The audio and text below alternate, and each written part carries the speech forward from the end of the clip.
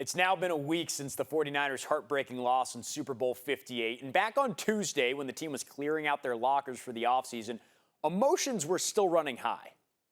That's all I got. The Niners' ultimate goal of winning Super Bowl 58 came up just short, something that's going to linger with the organization for a long time.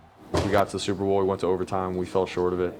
It sucks. We wanted it. We gave our all this year. Right now, there's a lot of people who are hurt because we poured it out there and it wasn't quite enough. Fred Warner was the only 49er we spoke to who said he's actually watched the tape from the big game. Kyle Shanahan isn't even ready for that quite yet. I don't really feel like doing any of that right now, so I got to catch up on some movies last night with my family and then came in today and just really talked with players. As far as the Niners not winning in the big game, Shanahan's well aware of the narrative. I hope that I can be a part of a team that wins a game at the end of the year, but to say that the Niners can't win a big game, that would be an extremely inaccurate statement. 3 days after the Chiefs' loss, San Francisco fired defensive coordinator Steve Wilks after just one season.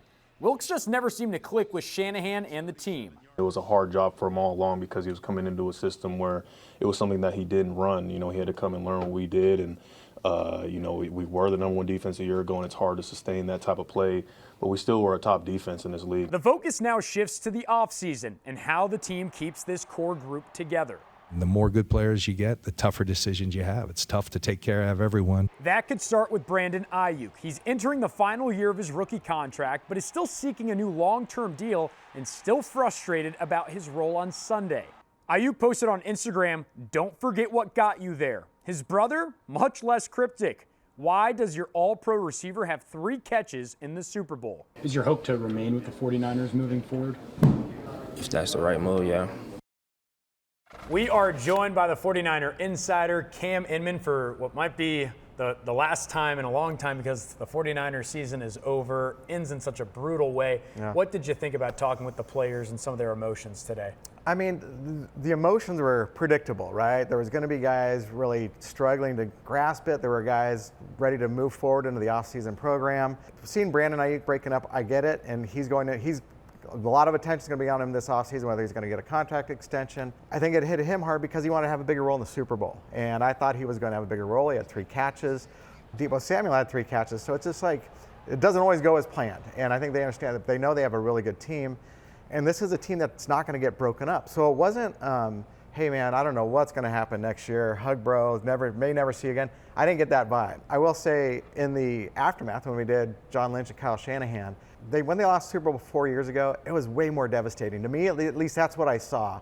I'm sure this one hurts too, but it's just, Kyle was, he looked more alive than he did 4 years ago. Kind of explained things pretty well. And I mean, obviously it's soul crushing, but I thought, he even had a joke or two towards the end, and then he was defiant that the Niners can win big games. You wrote a great article, 10 reasons why the Niners lost the Super Bowl. TV, we don't have that much time. Give me the #1 reason why the 49ers lost Super Bowl 58. Well, Patrick Mahomes.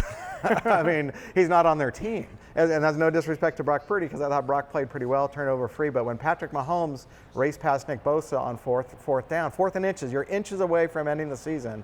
And Patrick Mahomes got loose, and then he completes 5 passes and then runs again to set up the inevitable touchdown throw.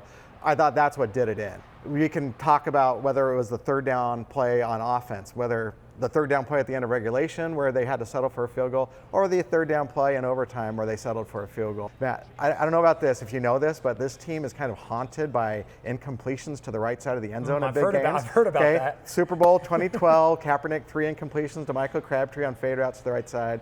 And then in the NFC Championship game the following year in Seattle, Kaepernick again to the right side. Interception, Richard Sherman tips it.